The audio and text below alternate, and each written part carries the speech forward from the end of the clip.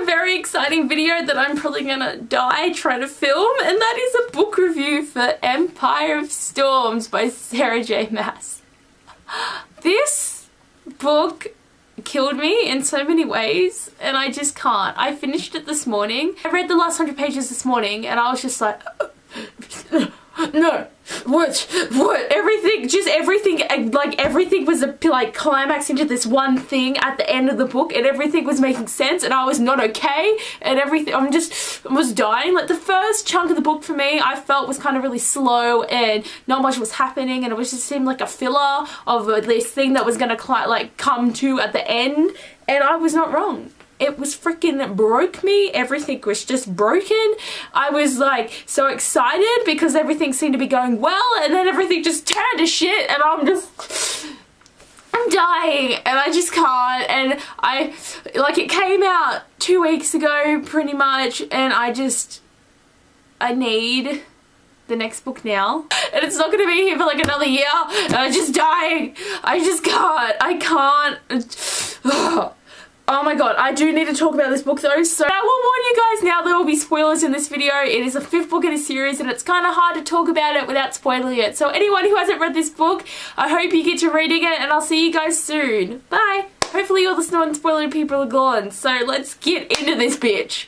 I felt like the action really started up straight away in this series. Like, I know I did just say it seemed boring, but it wasn't boring in the first like couple chapters. Like, Ailyn and Rowan and all her court to Terrasen, which is really good, and I was excited. She was finally back on her homeland, everything was going on, and then freaking she went to go talk to those council leaders, and they're like, we don't accept you as our queen, so you can go away. And they're saying that Devote to put her into like being queen of the region, and everyone had to like say she wanted, and everyone was saying no. And I was just so pissed, man. I was like, she is the freaking queen. You can't take this away from her. And there's a guy there, Darrow, who is like, I'm gonna be the king. And then I'm just thinking, holy shit, who is this bitch? Why is this guy here? Like, seriously, she is the only living heir to be the queen, and he's saying no. And I mean, excuse my language, but fuck Darrow, man. Fuck him up. I hated him. Even though he was only in the book for this small part, he pissed me off. And I was already pissed in the first like 50 pages of this freaking book, which was great. Another thing I want to talk about too is in the first like 300 pages of the book, the sexual tension between Ailyn and Rowan was killing me. I was just like, why is there so much tension? Like, they kept going, they were gonna have sex and it didn't happen, they were gonna do it, there was a lot of that kind of is it gonna happen, not gonna happen. And the one thing with Rowan though is like, I like Rowan as a character and I like Ailyn as a character, but before I read this book I was so anti their relationship, and I knew that was the direction it was going in, but I just didn't want to accept it because I still had my feelings over Chaol, because Chaol and Selena was just what I wanted, but Selena and Ailyn are totally different. Like, it's different. Like, I know she's the same person, but it wasn't gonna work out, and I just had such denial over the fact that I didn't want Rowan and Ailyn together, and I was holding out for Chaol and her to get together. So I had such denial and guilt. So in the beginning of this book, I'm just sitting there thinking, I hate it. No, it can't happen. I mean, I like them. I do love these characters, and I did end up loving the relationship. I mean, I am such trash. I was trying to withhold from liking it for so long, and it messed up. It didn't happen. So I finally accepted it, and I'm on board now, but I'm still gonna always have my sadness over Chaol and Selena not happening, because it was perfect, and then it all got shitted. And then everything went to shit. Everything just from that point on went to shit. But other than that, the tension was just killing me through this whole book, and I'm just like, oh my god, why?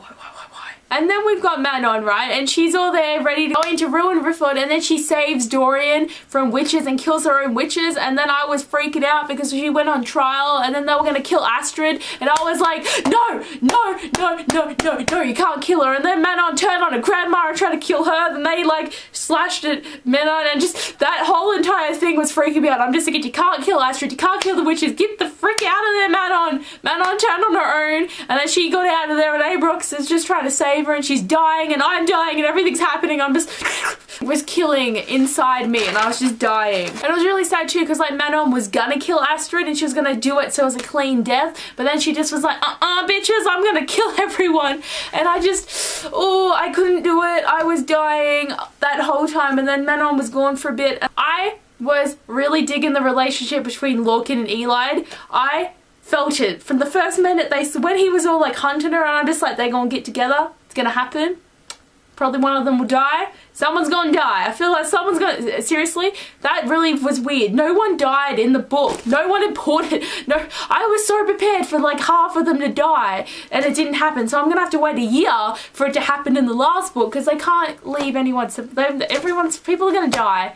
I'm feeling it. But back onto the whole Lorcan and Eli bit. I really liked their relationship and the growth of it, and how Lorcan was such like, because he's one of Maeve's warriors. He was sent to go find the keys, and he's really stony and like angry all the time, and doesn't like love, like he doesn't like being touched by women unless he's actually just having sex with them and stuff. But I really like the development of him becoming a softer person and really loving her, and I just can't wait to see more, even though he effed it up at the end of the book, and I don't know how their relationship's gonna get on with it. I just really liked it, and like the first time they kiss and then they're gonna do it and everything was just happening, and I'm just like I was so down for it, and it didn't happen. I have hopes for the next book that they'll reconcile, and then one of them will probably die, because it's just how life is. I was also feeling Aiden and Lysandra. I think they would make a perfect couple, and they have this really fun like banter romance thing happening. Nothing really happened between them yet, except my favourite thing is like there was this big battle and Lysandra got kind of hurt, and she was like in her like shapeshifter form, and Aiden's like, you know what, one day I'm going to marry you. It could be 10 years, it could be 20 years, it's going to be some point, but I will be the one you marry and no one else. And I was just like, yes! Say that to her, man! Loving their relationship. It was just like the best thing ever, and everything was coming together, and I was in love with everything, and I just loved it. And then like they were getting close, but then Aiden is pissed off again at Lysandra for whatever. See, this is what happens. They just kept getting pissed off at each other, and it's just like, man, just get over your shit and be together. One thing that I liked about the series, right, is with Elid and Lysandra. Lysandra had a really shitty upbringing, as she was pretty much grown to be a prostitute, and she has been with men, and sometimes it hasn't been men she wanted to be with. And Elid, when she was stuck at the tower at Morath, she was being touched and prodded by men. They never raped her, but she was still she's really wary of men. And what was good about Lorcan and Aiden is they knew their freaking boundaries. They didn't try to have sex with them. They didn't try to like be near them or touch them. They always waited for permission. Like they never went past the boundary. And this is what I don't get in society, is how do you rape someone? These guys are really powerful guys, and they freaking know their place. They know that it's not right to touch women that way, and I thought that was a great thing to have in this book, is to have men who don't have, like they were such protective, and that was just an aspect I really enjoyed, and how they was like, they let them set the motion and set the pace, and like knew when they were ready, and that was really good. I'm just glad these guys aren't dipshits and they know their boundaries. Also, something that made me laugh so hard is out of all the places that Aelin and Rowan had sex for the first time, they did it on a beach. Man, he was there. In the last book, he's like, I'm not going to take you until we're somewhere safe and lovely and romantic, and it's going to be awesome, and I want your first time to be amazing. And it's funny because when they were waiting at the forest in Tesserae, he's all like, I'm not going to take you against a tree. When they were like scuttering on the roofs of Skulls Bay, he wanted to take her against the chimney, but no. They do it on the beach where anyone could freaking see them. Like, I was just like, Rowan, you're all here about doing it in a bed and doing it in a good spot, and then you do it on the beach, and everyone knew because you smelt like you had sex, and it's just like hilarious. And what I thought was hilarious with the sex scene is that she, like, for some reason, like, I don't know why, but I missed the section about where her clothes came off, because she burnt her clothes off using a power, and then she went and swam in the water for a bit, and then it's like, I was reading and I'm suddenly like, where did her clothes go? Like, why did they just disappear? They've got him undressing, but her clothes are just gone. And I had to reread the like section being like, oh, she burnt them off his body. Oh, like, I don't know why it made me feel like laugh so hard that I couldn't like figure this out. I was just like, where did clothes go? Definitely a hot scene though, and I loved how they kept like having these little like snippets of sex scenes, and they were just doing it wherever. They're just like, yeah, whatever, let's just do it. Seriously, like, intense. And a lot of people, I've like seen a few reviews of people saying that it was really intensely like too much smut, and I don't like this, but for me, I didn't think it was as bad. Seriously, a Comath was a lot worse, and I was digging that, but it was just, I didn't think it was that bad, so I was glad it wasn't too smutty, but it was like, there was enough. It was good enough. I loved having Rolf back in the story. Like, he was in the Assassin's Blade and he was a great character then, and to have him back and having that moment where like Abbeyleec went in pretending to be Selena and she's all on his desk and stealing his jewels and he's like, what are you doing here, bitch? You ruined my town. That man can hold a grudge. And when he found out she was alien and then he wouldn't work with him, and then she had this big plan and she like found ways to get the enemy to come to Skull's Bay, and he used, like, she is such a strategic person. She knows how to make plans, and what I hate about this though is she always hides them from everyone, even the reader. You're in her mind reading her point of views and she just doesn't think about this shit.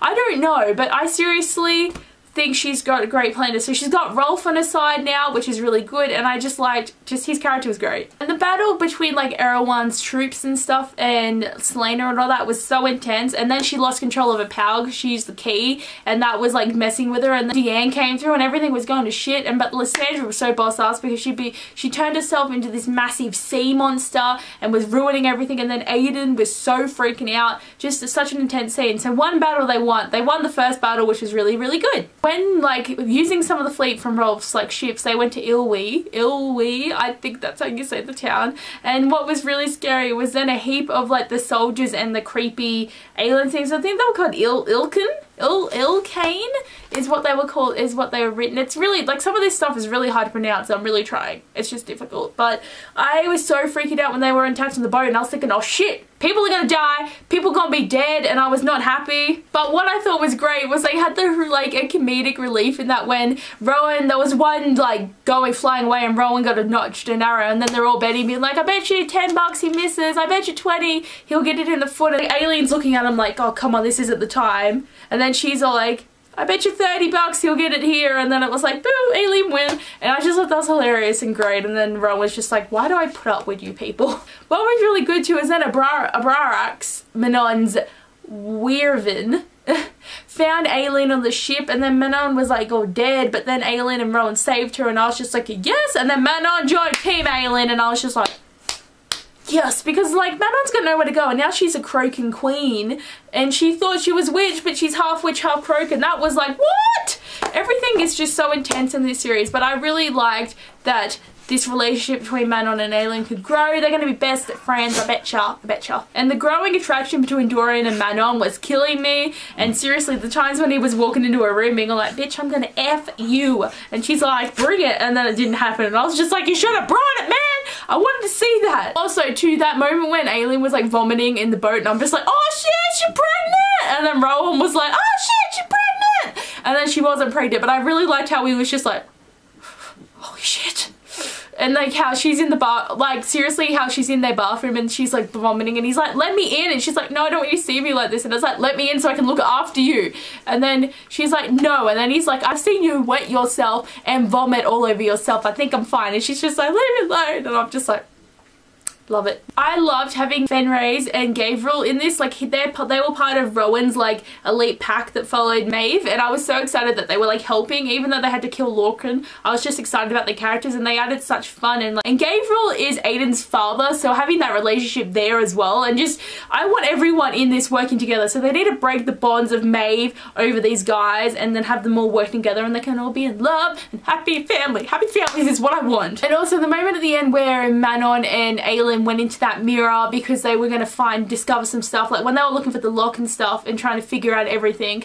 Like seriously, that battle for the lock was intense when they had like 500 of those Lycan things in there, and then everyone's battling, and then Abbeyleec kills them all with her fire powers, and it's just like, damn girl, you got some shit going on. But I was happy that they went in there, but then they see Elena and some memories, and everything just turned to shit from that moment. So, like at first when I was reading it, I thought they would say that like rebuild the lock and to forge the door and to seal all these demons away, someone like to give up their life completely, like every last drop of their life to input in this bond. And I was thinking it's going to either be Abbeyleec or Dorian, because they were both like descendants of Marla the Firebringer, and I was just like, oh shit, someone's going to die here, but I don't know which one. But then they find out that it was actually Abbeyleec that they picked to be the person. Like, I mean, Dorian probably could still do it, but it's Abbeyleec who they picked, and for some reason she's known this for ages. She's known that she's going to have to die to make, like, to use her life to do this, and she's known like about most of this, and I was just like, why don't you tell me things, girl? I need to know this. I was also thinking that Nehemiah's death might have been like what brought the lock into play, but no, it's gotta be Aelin.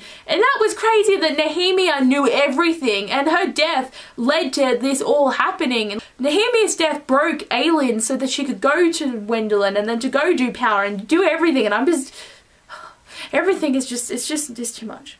And like, I was sad that she was ready for it. Like, I was thinking that Aelin wasn't gonna know, and it was gonna be kind of like, most of the time when people find out their death is what's gonna set something into motion, they're pretty okay with it. And I thought she was gonna be like, I ain't dying, I'm not doing this, we will find a different way, but she's totally ready for it. And it's really sad because she's like, even though I would only have a few more, like only a couple more months at best, or a few days at worst with my friends and family, I'm gonna protect them. And I'm just like, me! And what was really sad is when Aelin was going to die, she asked Lysandra to impersonate her so that after her death people still think there's a queen around, and they were going to have Rowan and her as the heads of like the place, and they were going to use Aiden to make children, and like none of these people knew about this, only Lysandra and Aelin knew about it. And I was just like, oh, that's such a great plan, but I wish people knew about this, and it's so sad. And when Maeve came in and took Aelin, I was just like, oh hell no, bitch! I was not ready for this. Like, she had Eline at the throat and Aelin couldn't do anything. So Aelin was just like, okay, I'm gonna go with you if you promise to let go of her. And it's just, Aelin is such a great person, and I was so happy that she was able to transfer the keys, because they had 2 of the keys and the lock to Manon, and Manon was kind of standing back or chilling or like, I don't care about this shit. But I was so glad that just Maeve won't have the keys. And it was really sad too, because like Lorcan was like begging, because Lorcan, you little shit, he called Maeve because he wanted to save Eli, and he hoped that having the like Aelin captured, like everything was a bit like happening all at the same time, so it was very difficult to really know what was going on for me. And I was just like and then like Aelin is like so pissed at him because of that, because he's the reason Aelin is gone, and I'm just like, bitches, kill everyone right now, because I just can't. And it was really sad too, because like Aelin, like Maeve was just like, bow down to me, bitch, and then Aelin did it, and then like she's all getting her to take her shirt off, and she got Khan, the new, like one of her new sworn soldiers, to whip her, and I'm just like, oh, where are you, Rowan? What are you doing? I was freaking out, because like Rowan and all the others are battling like her freaking whole fleet. And what was really cool though was Rowan's going around them all being all like, you have to help us, come on, we are the White Thorns, we can do this, we can kill them. And then I was so glad that he got his people, like the people to turn. Lysandra's running through, everyone's doing everything, but they were still fighting and they couldn't get to Aelin in time. And then they locked Aelin in an iron box with her wounds, and she's got chained everywhere, and they've taken her, and I'm just like, like I was so mad. I was really happy too that all, like Manon's 13 including her, but like the other 12 in her like crib have come in. Like, we thought they were all dead, but they've come in and they're helping fight everyone, and then they're all excited. They don't care that Manon's like one of these Croakan witches, and they're happy to fight that side. So all the witches in that like little group are on their side, and I'm just like, yes, everything is coming together. And the people from the Silent Assassins were coming in, and then her friend from the Silent Assassin, she got X, like in the Assassin's Blade, who was another one, her name was Ansel. I loved Ansel, she was a great character, and having her come in, and then having the other prince from Wendelin coming in, like Aelin had all these allies coming in, they all met at the one spot, and then Aelin got taken away, and I'm just like, why? I was just so mad. Like, seriously, she went to so much effort, and then having Aiden all be like, bitch, where are our allies? You have done nothing, we are just fighting with 8 people, and she's like taking that bullshit from him, and then she's got like 6 armies coming in to fight this wall, and she's put him strategically around everywhere so they can hold everywhere and stop Erewhon, and just everything was going fine, and she was getting ready to kill herself, and then shit, Maeve came in and ruined it, and I'm just like